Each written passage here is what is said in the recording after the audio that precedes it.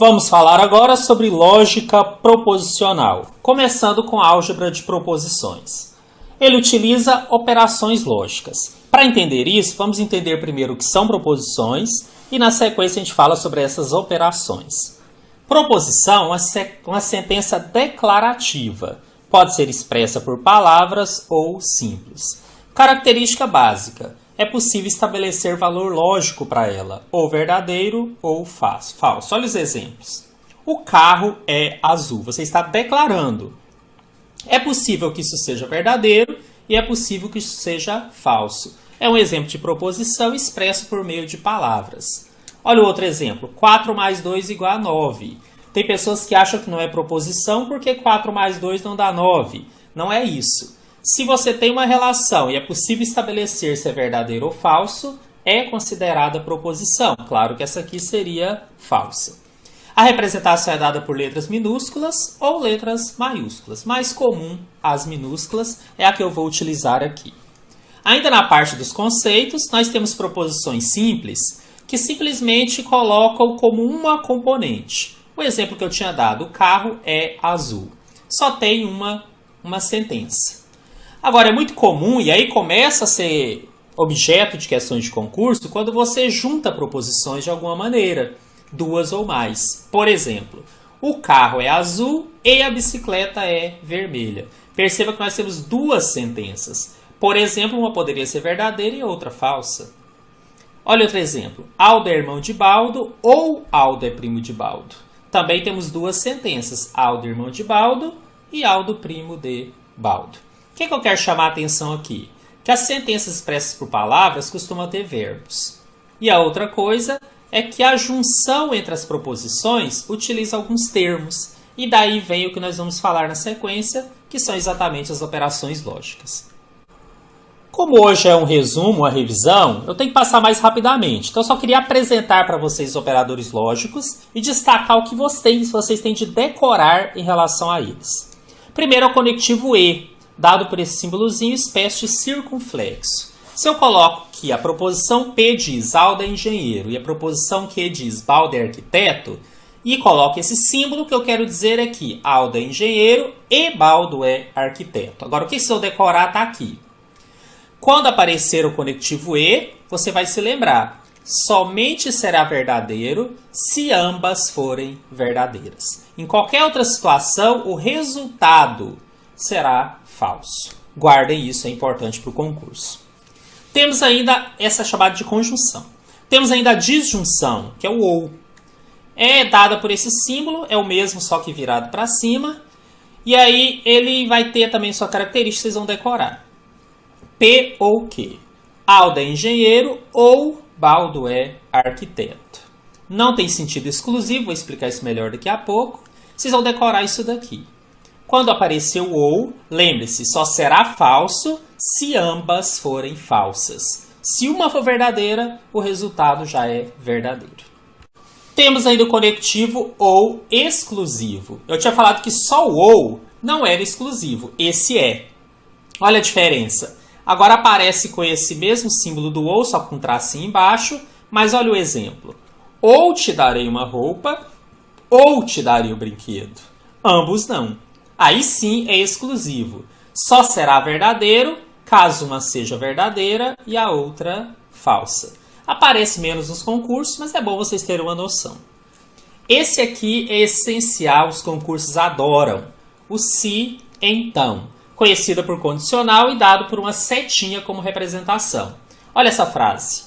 Se Aldo é engenheiro, então Baldo é arquiteto. Chamando de P, Aldo engenheiro, e Q, Baldo arquiteto, a relação estabelecida é essa. P implica Q.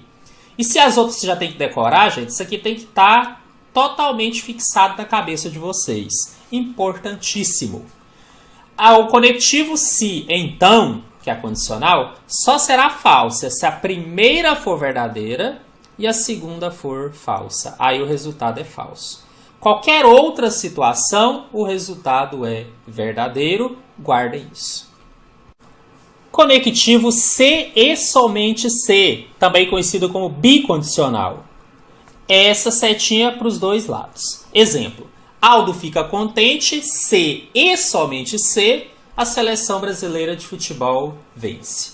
Então você tem uma implicação para os dois lados. É o se e então nos dois sentidos. Se Aldo fica contente, então quer dizer que a seleção venceu. Se a seleção vence, quer dizer que Aldo fica contente. Operador de negação. É representado por esse símbolo ou pelo tio, mais comum pelo tio. A negação parece muito simples, mas tem vários detalhes que a gente ainda vai falar daqui a pouco. A proposição P, Aldo é engenheiro, quero negar, Aldo não é engenheiro, é o não P. Lembra que uma negação anula a outra, por isso se eu puser uma quantidade par, o resultado fica o próprio valor. Ou seja, uma negação anulou a outra. Se a quantidade de negações for ímpar, aí permanece a negação. Outra observação essencial. Às vezes a gente acha que a negação é uma coisa e não é. Olha esse exemplo. A seleção brasileira ganhou o jogo. Quero negar. Não posso negar dizendo que a seleção perdeu, porque existe um empate. Então, muito cuidado com esses peguinhas que as bancas adoram. Você quer negar que a seleção ganhou? Coloque que ela não ganhou. Aí não tem como errar. Ainda estamos nos conceitos, daqui a pouquinho a gente vai fazer exemplos. Pode ser importante, né? Pode cair em prova, é importante vocês saberem o que é tautologia, contradição e contingência. Tautologia é uma proposição que sempre vai ser verdadeira, independente dos valores lógicos de cada componente. Olha esse exemplo. Hoje é sábado ou não é sábado. O ou só é falso se ambas forem falsas. Então, se uma for verdadeira, já serve. Ora, sempre uma vai ser. Por quê? Ou hoje é sábado e aí o não sábado é falso, mas o hoje é verdadeiro. Ou o contrário. De qualquer forma, sempre uma é verdadeira e o ou com uma verdadeira sempre será verdadeiro. Então, P ou não P é uma tautologia. Contradição é o contrário, ela sempre vai ser falsa. Se eu disser hoje é sábado e não é sábado, eu nunca vou acertar. Porque o e só é verdadeiro se ambas forem verdadeiras. Aqui sempre uma vai ser falsa, porque uma nega a outra. Então, o exemplo de contradição é o P e não P. E temos as demais. Chama-se contingência, aquela proposição que nem é tautologia, ou seja, nem é sempre verdadeira, e nem é contradição, nem é sempre falsa. E isso já caiu em concurso da SESGRAN Rio, esse da FUNASA 2009. Denomina-se contradição a proposição composta que é sempre falsa, independendo do valor lógico de cada uma das proposições simples que compõem a tal proposição composta. Sejam P e Q duas proposições simples, e aí tio P e tio Q, respectivamente, suas negações. Assinale a alternativa que apresenta uma contradição. Gente, contradição em geral ocorre com o E. Lembra que o E é esse símbolozinho aqui para baixo. Então, se você lembrar disso, praticamente já vai resolver a questão. Ora, não tem como uma coisa ser falsa e verdadeira ao mesmo tempo. Então, essa alternativa E vai ser a nossa contradição, porque ele fala que o não P e P, para que não fosse contradição, teria alguma chance de ser verdadeira. Ela nunca será. Então, esse aqui até era o exemplo que eu tinha colocado ali na regrinha. Outra coisa que considero muito importante, por isso coloquei na revisão, é você conhecer as equivalências. É muito comum nos concursos colocar uma frase, né, com duas proposições e querer saber ali nas alternativas qual é equivalente. O que é ser equivalente? Ter a mesma tabela verdade. Aqui na revisão não dá tempo de eu colocar as tabelas verdade, vocês estão decorando as regras e aceitando. E aí nós temos que conhecer essas aqui. Principalmente essa primeira. As bancas gostam muito. Qual é a equivalência do P implica Q? É o não Q implica não P. É mais fácil decorar o texto. O que vocês vão decorar?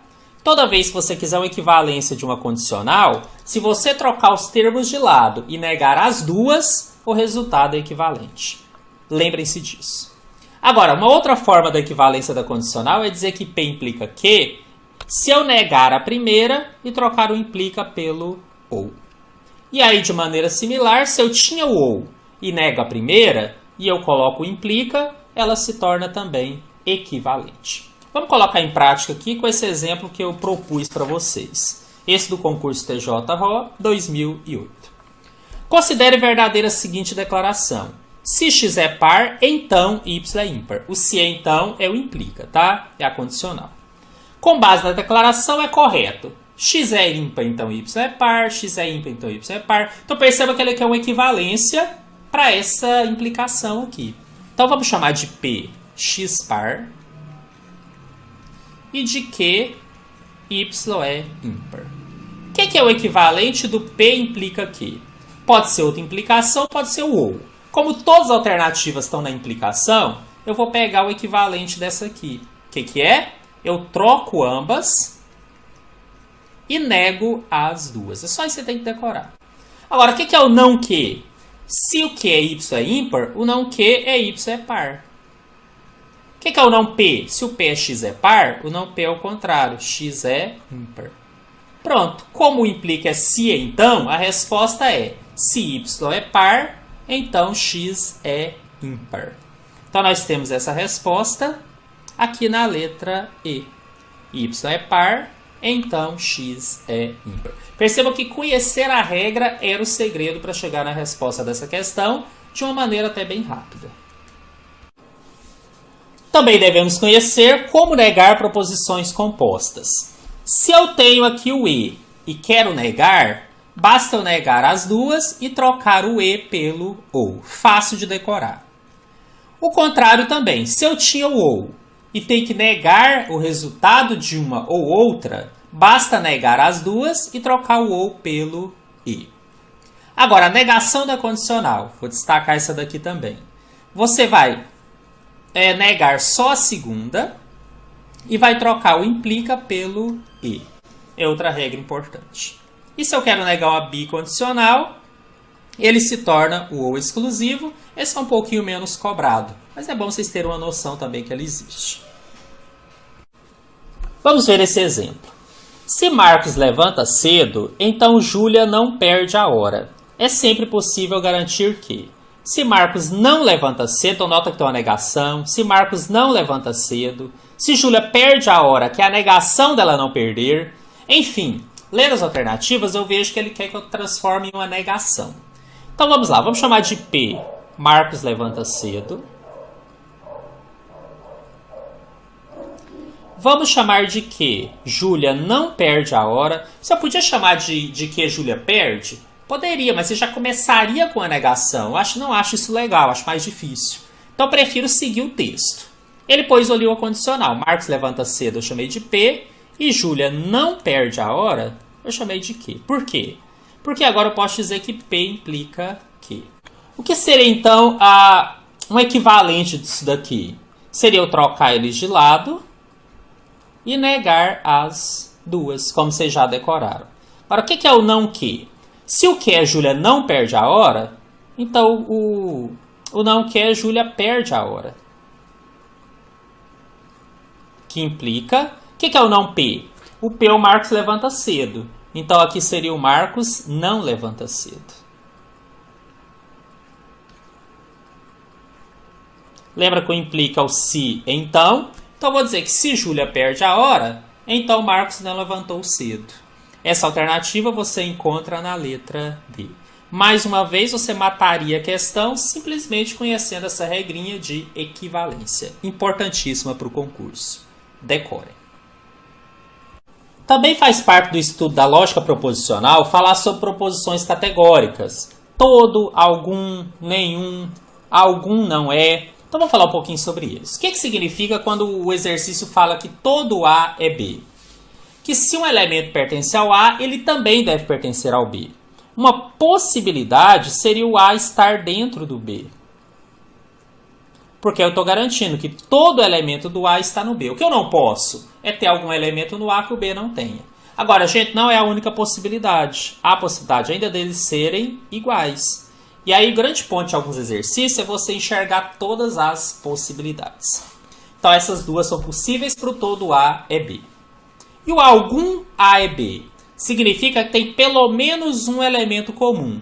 Só não serve isso daqui, se eles não tivessem elementos comuns. Então o que serve? Serve isso daqui, um pedaço do A cruza com um pedaço do B, porque tem pelo menos um aqui que é comum. O B estar dentro do A, apesar de todo o B estar dentro do A, algum A está dentro do B, que seria isso daqui. Seria uma possibilidade. Podemos ter o contrário também. podemos ter o A dentro do B. Ah, mas aí todo A está no B. Basta que tenha um para eu considerar que o algum A é B também seja verdadeiro. Então isso também é verdadeiro. Tá? E aí dá a possibilidade deles serem iguais. Algum A está dentro do B. Tem pelo menos um elemento do A dentro do B. Temos o nenhum A e B. Esse é o mais fácil. É a única situação possível. Não tem elementos comuns. Não há interseção entre eles. Nenhum A é B. E finalmente, algum A não é B. Ou seja, tem que ter pelo menos algum elemento do A que não esteja no B. Que esteja fora dele. Pode acontecer nessa situação. Se o B estiver dentro do A, também pode. Porque tem elementos aqui fora que pelo menos um não está no B. Ou se ele simplesmente não tem elementos comuns. Tem pelo menos um do A que não está no B. Na verdade, são todos, mas não fura essa regra do pelo menos um. Então, repito, muitas vezes o que o concurso quer é que você enxergue que não há apenas uma possibilidade, mas todas aquelas possibilidades que existem para cada um desses termos. Vamos a uma questão que caiu no concurso PROMIMP 2010. Considere verdadeira a seguinte afirmação. Todas as mulheres casadas gostam de viajar. Com base na informação acima, conclui-se que... Gente, olha, o todo. Lembra que o todo tem duas possibilidades. Então vamos chamar de A, mulheres casadas. E vamos chamar de B, quem gosta de viajar. Quando fala que todas as mulheres casadas gostam de viajar, eu vou ter duas possibilidades. O A estar dentro do B, mas o B ter outros elementos, ou o A ser igual ao B. Agora vamos julgar as afirmativas. Alice gosta de viajar. Bom, a Alice é mulher, poderia estar aqui no A, mas eu não sei se ela é casada. Sobre as solteiras nós não temos informação. Então não posso concluir que a Alice gosta de viajar. Não sei se ela é casada. Se uma mulher é solteira, então gosta de viajar, não tem como concluir. Por quê? Porque eles podem inclusive ser iguais. A igual a B e somente as casadas gostarem. Não temos só a primeira possibilidade. Não dá para afirmar, estou dizendo que é mentira, mas não podemos concluir que é verdade. Então não serve. Maria, que é solteira, não gosta de viajar. Não, poderia estar aqui. Poderia ser esse primeiro caso, ela é solteira, não está no casado, mas está nos que gostam de viajar. Murilo não gosta de viajar, entramos nos homens. Aí não tem informação suficiente para saber se eles gostam ou não. A esposa de Murilo gosta de viajar. Opa, esposa, mulher, é casada. Se todas as casadas gostam de viajar, independente se é esse caso ou esse, essa afirmativa sempre será verdadeira. Então a resposta dessa questão está na letra E. Também nessa parte podemos falar sobre equivalência. É bom vocês lembrarem disso. Olha, equivalência de nenhum e todo. Nenhum A não é B significa que todo A é B. São duas negações. Todo A não é B é o mesmo que dizer que nenhum A é B. Agora, mais importante está aqui. Tentem decorar essa negação desses termos. Como é que eu nego o algum? O algum você nega com o nenhum, porque o algum tem que ter pelo menos um. O nenhum é exatamente isso não acontecer. Como é que eu nego nenhum? Tem gente que acha que negar o nenhum são todos. Cuidado, não é. Para eu negar o nenhum, basta que um seja, porque já não posso dizer que nenhum é. Negação do todo. Algum não é. Ou seja, basta que um não seja para o todo ser falso. Então a negação do todo não é nenhum, como muita gente acha. Cuidado com isso. E a negação de algum não é todo, que é o contrário aqui. Então olha só esse exemplo. A negação de nenhum rondoniense é casado. Gente, a negação de nenhum é algum. Então basta um rondoniense casado para negar isso daqui. Não precisa ser todos. Agora, olha só. Há pelo menos um rondoniense casado. Já matei a questão. É exatamente a letra A. Não posso dizer que a negação de nenhum é todo, né? Já falei sobre isso. Então, praticamente, eu já eliminaria as outras questões, as outras alternativas. A resposta correta aqui está na letra A. Bom, assim como nas outras matérias, isso aqui é um pouquinho mais rápido, tentei repassar para vocês as principais regras, né? Se puderem decorar aquelas que eu chamei a atenção, vai ajudar bastante na hora da questão do concurso.